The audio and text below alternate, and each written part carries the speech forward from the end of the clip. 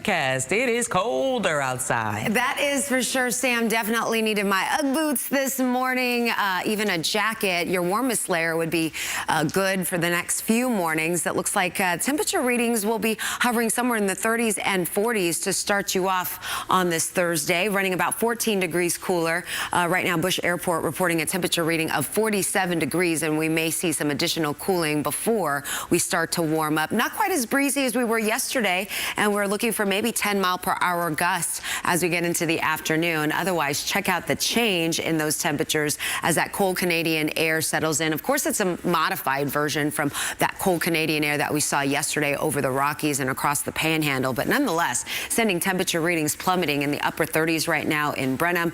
LaGrange are at 34 degrees, and where we find these temperatures below 36 degrees, again, these temperatures are taken about 6 feet off the ground. There could be some patches of frost, although the air is extremely dry, so nothing widespread. High pressure in control over the next few days, going to allow those temperature readings to fall during the overnight hours. But as the sun comes up, that sun is going to do a pretty nice job warming us up. So by 11 a.m., we should be in the mid-60s, but topping out this afternoon in the lower 70s. There are some indications that we now have two cold fronts to track for next week, one of which is going to be a stronger one that could produce some rain and thunderstorms, also backed by some cold Canadian air. I'll have those details for you coming up in my full forecast.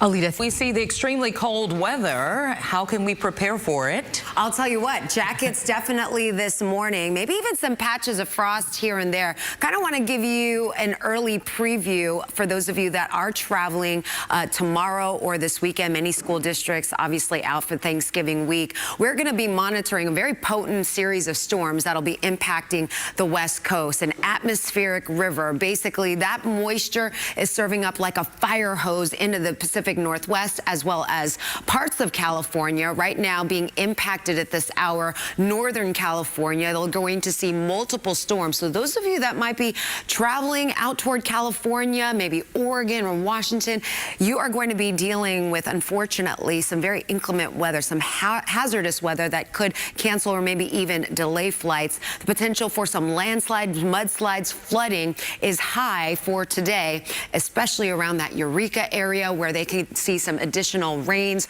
We're talking anywhere between 8 to 10 inches that is expected through Friday morning. Meanwhile, back here at home, under the influence of high pressure, we've got some of the coldest weather we have seen since March. We're talking temperature readings this morning have tumbled in the mid to upper 40s, but we're not done cooling off as more of this colder air makes its way across the Lone Star State. But take a look at the frigid weather in Rapid City this morning.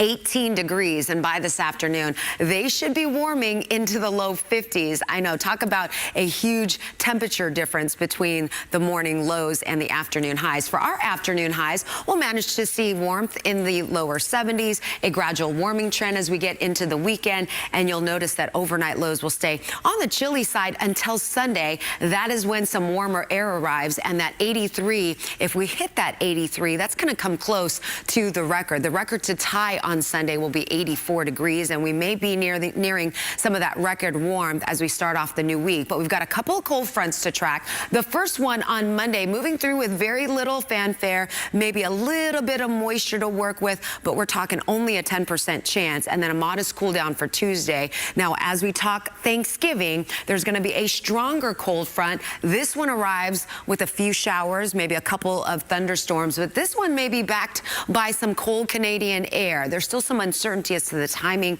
of that cold front, so just keep that in mind as we go into Thanksgiving week, that we're going to do our best to fine-tune that forecast and give you the best timeline on when we cool down once again. But we're nice and cool this morning, so enjoy it. You're going to want those jackets. Closer to the coastline, not quite as chilly, so maybe just a light layer as you step outside, and you'll notice the breeze has definitely settled, not quite as breezy as yesterday. Good morning, Rose Hill, you're at 38 degrees, Brenham at 36, upper 30s in Navasota as well as Conroe, and this afternoon we are going to be on the mild side. It is just going to be spectacular. I know many of you are closing out, you know, those final days of school before the break next week, and I know my kiddos have field day, at least my daughter, and so they're going to be outdoors. It's going to be beautiful. Yeah, no more field day for middle school. That's called PE.